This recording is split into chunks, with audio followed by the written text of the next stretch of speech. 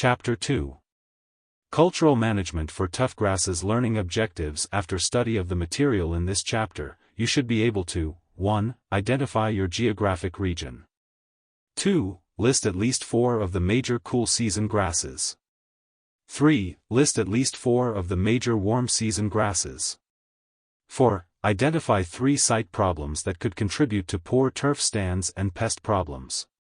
5. Identify 4 mistakes in turf plant management that could contribute to poor turf stands and pest problems. Terms to know: cultivar geographic region, warm season grass, cool season grass, dormant, certified seed, thatch, aeration, compaction. Cultural management for tough grasses. The first line of defense against pests in tough grass should be cultural practices that promote dense growth. Tough grass injury is often due to inappropriate growing conditions or poor maintenance practices. Good turf management includes selection of a cultivar that will stand up to the site use, proper site preparation, proper mowing, thatch removal, and aerification, and correct watering and fertilizing. Failure in any of these areas can lead to pest problems that will continue until the underlying management deficiency is repaired. Tough grass selection. Site use. State guides to tough grass cultivars will help you select the best ones for different regions and uses. Home lawns, athletic fields, and golf courses need different grasses. Grasses that are well suited for the intended use and site will have fewer pest problems. If you are treating an existing tough grass site, be sure you know whether you are dealing with a warm season grass or a cool season grass. Climate. The 3 major geographic regions in the southeastern states are the mountains, Piedmont, and coastal plain. Cool season grasses such as fescue, bluegrass, and ryegrass do well in the mountain regions where they become dormant in hot, dry weather. Warm season grasses such as centipede-grass, St. Augustine grass, Bermuda grass, and zoysia grass do well in the coastal plain where they become dormant in the winter. The Piedmont region is a transitional zone where both warm season and cool season grasses are used. Cool season grasses do better in the upper Piedmont. Warm season grasses do better in the lower Piedmont. Table 2:1. Major tough grass species. Cool season: creeping bentgrass, tall fescue, fine fescues, creeping red hard chewings, perennial ryegrass, Kentucky bluegrass. Warm season: Bermuda grass, common hybrid centipede-grass, Bahia grass, St. Augustine grass, zoysia grass, seashore paspalum, carpetgrass. Cultivars and pest management. One of the best ways to prevent weed problems is to select certified toughgrass seed that meets standards for low numbers of weed seed. Cultivars are genetically different groups within a species. Some of the newer cultivars have improved resistance to certain diseases such as leaf spot, rust, and dollar spot. You may also be able to plant one of the perennial ryegrasses or tall fescues that contains a fungus that may increase resistance to insects. If you are planting cool season tough grasses, use a blend of 3 or more compatible cultivars to reduce the likelihood of widespread disease damage. When a planting of a single cultivar is attacked by a disease, the entire turf area will be affected. When 3 or more cultivars are used, a disease that attacks only one cultivar will damage only 1/3 of the plants, and the others will fill in over time. New varieties of seeded Bermuda grasses are the only warm season grasses that might be blended. Site preparation to reduce the potential for future weed problems: kill weeds or remove them by cultivation before seeding, sprigging, or sodding. Make soil improvements before planting by adding fertilizer and lime as recommended by soil test results. Drainage: most plants grow best in well-drained, well-aerated soil. Be sure that there is good surface drainage to help reduce disease. Compacted soils keep water from sinking into the soil.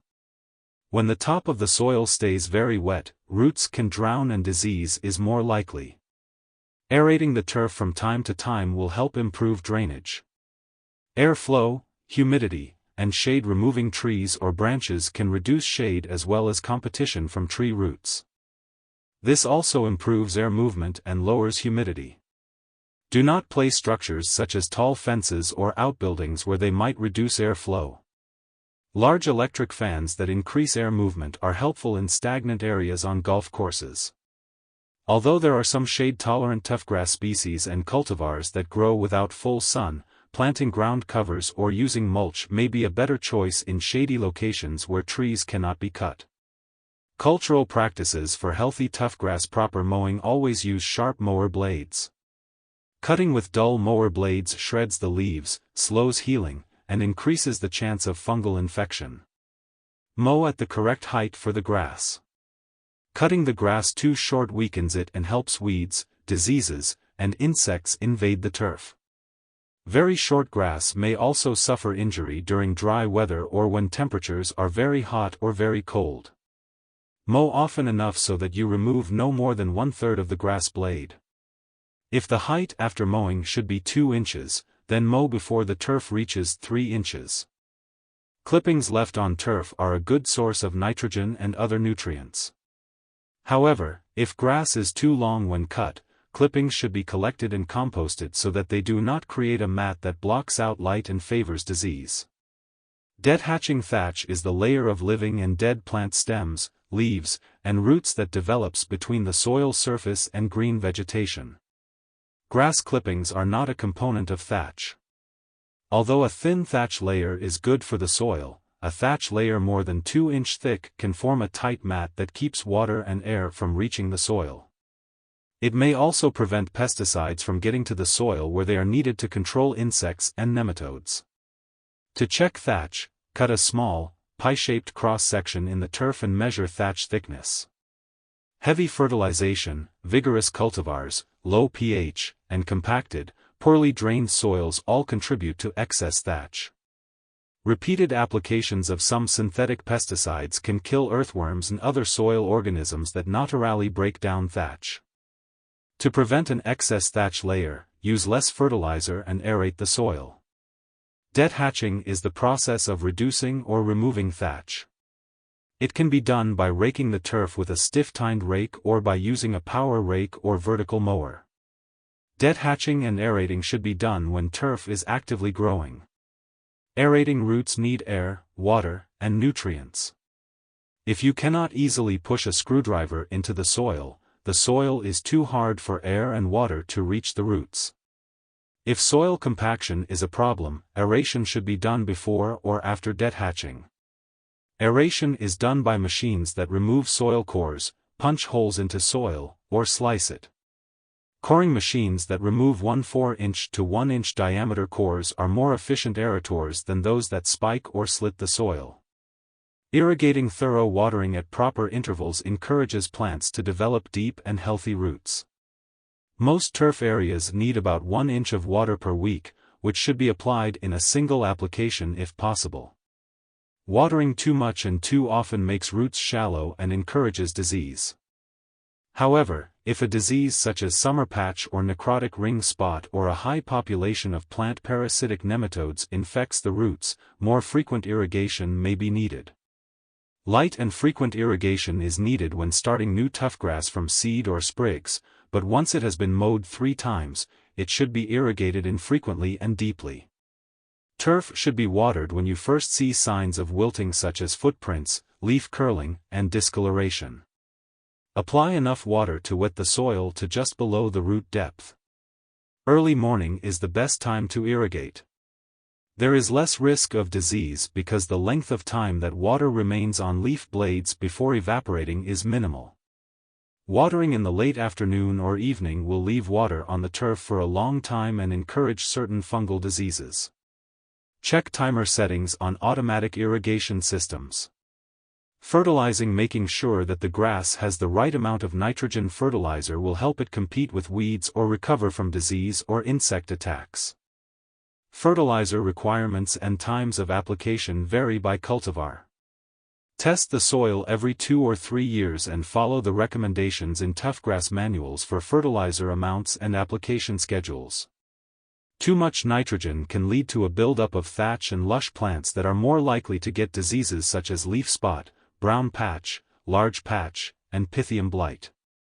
Too little fertilizer can leave turf thin or bare and susceptible to weed invasion. Low nitrogen levels favor dollar spot. A light application of nitrogen when the first symptoms of dollar spot appear can limit or even control the disease. Test your knowledge. 1. Proper mowing means A. using sharp mower blades to make a clean cut. B. Mowing as close as you can for a neat appearance. C. Collecting all clippings after each mowing. D. Taking off 1/2 of the leaf. 2. To promote healthy turf and reduce disease. A. Irrigate every day. B. Irrigate in the late afternoon. C. Water thoroughly when you first see wilting. D. Water lightly and often. 3. When fertilizing. A. Wait until turf goes dormant. B. Apply nitrogen once a month to get lush growth. C. Always use a liquid formulation. D. Determine fertilizer need through results of a soil test. 4. Which of these statements is false? A. Thatch should be at least 2 inches thick to keep soil cool. B. Thatch should be no more than 1 2-inch thick. C. Excess thatch keeps water and fertilizer from reaching roots. D. Thatch provides a good environment for turf pests. 5. Cool season cultivars. A. Can be mixed to minimize disease. B. Are a good choice for the coastal plain. C. Prefer humid conditions. D. Do well in shady locations. 6. Good soil drainage. A. Makes toughgrass areas more susceptible to weeds. B. Dries out the roots too quickly. C. Promotes root diseases. D. Promotes healthy toughgrass. 7. Which of these statements is false? A. Too much fertilizer promotes thatch buildup. B. Too much fertilizer can make grass more susceptible to brown patch and leaf spot. C. Too little fertilizer makes turf susceptible to bare spots and weed invasions. D. Do not fertilize toughgrass infected with dollar spot. Answers: 1 a 2 C 3 D 4 a 5 a 6 D 7 D.